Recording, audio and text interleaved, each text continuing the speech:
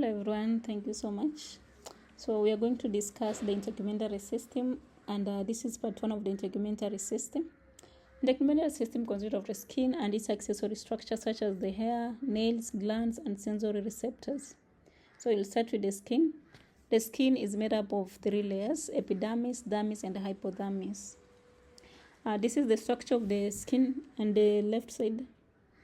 And we have the epidermis, the topmost layer, dermis, the medial layer, and the inferior part of the skin as the hypodermis. And then we have other accessory organs like the hair, we have the sweat glands, have the nails and other things. So we're going to discuss the epidermis. Epidermis is the outer layer of the skin and is made up of stratified squamous epithelium.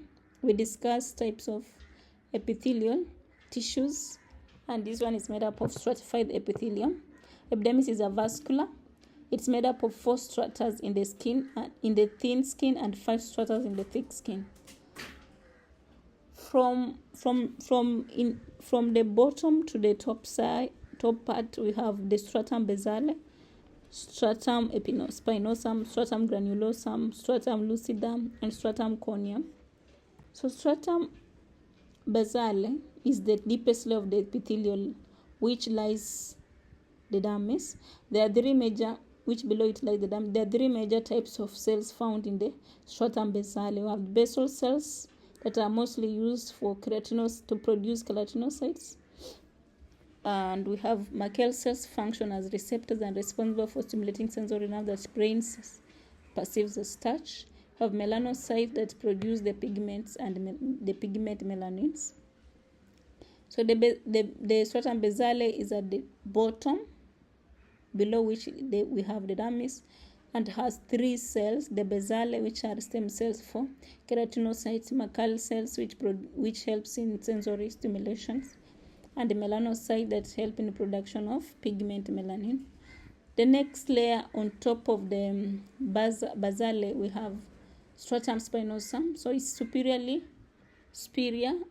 to the basale, and has 8 to 10 layers of keratinocytes that appear spiny due to structures called desmosomes. As we discussed, desmosomes are the cell junctions. So keratinocytes in this layer begin to produce keratin and produce water-repelling glycolipid that prevent water loss from the body. Also present in the layer are Langerhans cells that play a role in immune defense, e.g. engulfing bacteria. The next, on top of the spinosum, we have the granulosum.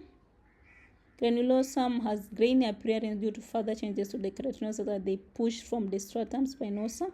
They have 3 to 5 layers of keratinocytes which thicken as they generate large amounts of keratin and keratohyalin. The cells then die as the nucleus and other organelles disintegrate in preparation to become part of the protective outer layer in a process called keratinization. Superiorly, we have stratum lucidum, which is lies just above the stratum granulosum and below the stratum corneum. It is a smooth, seemingly translucent layer of the epidermis. Its thin layer cells is found only in the thick skin of the palmar, soles, and digits. Keratinocytes that compose the stratum lucidum are dead and flattened.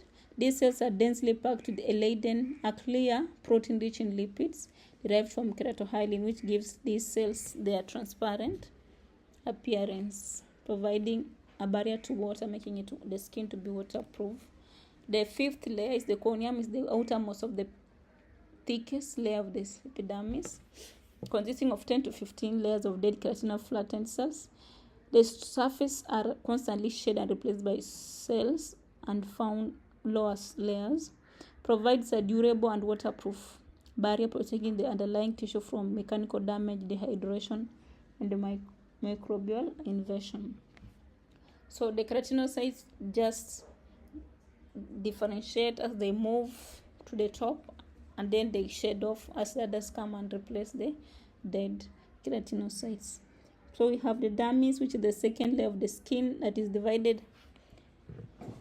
The dermis, the middle, which is made up of connective tissue. It is we say the epidermis is made up of epithelial tissue. So the dermis is made up of connective tissue. Provides strength and flexibility and nourishment to the epidermis. It contains the blood vessels, nerves, glands, and hair follicles.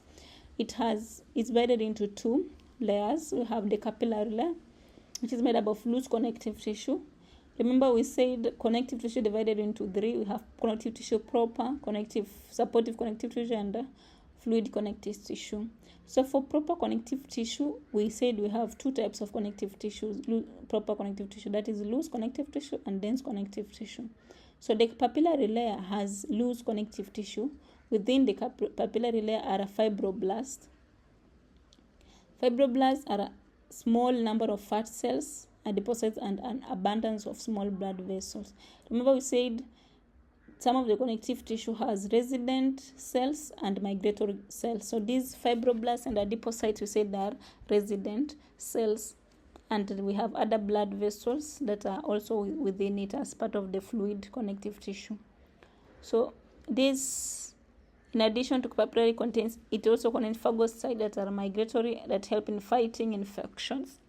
The layer also contains lymphatic capillaries, nerve fibers, and receptors, touch receptors that are called Meissner capsules.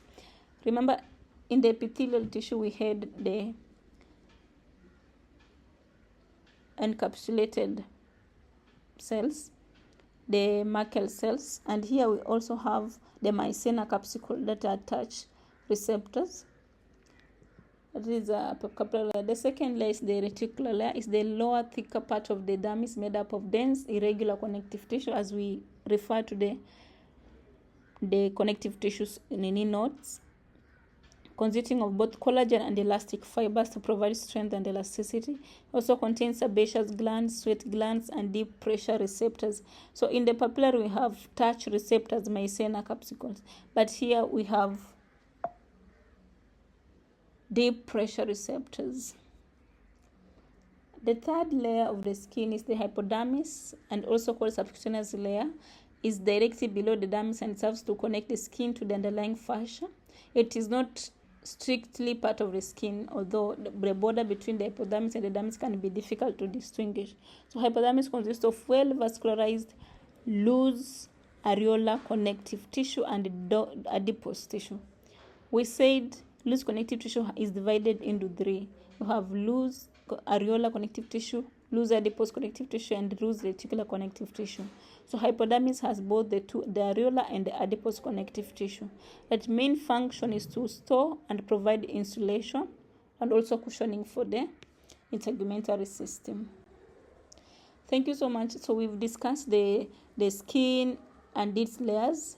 The next part will be discussing the accessory, the receptors. We'll also be discussing the touch receptor. We'll also be discussing the other accessories, the skin, the hair, the nails, and other things. Thank you so much. Please, if you have any questions,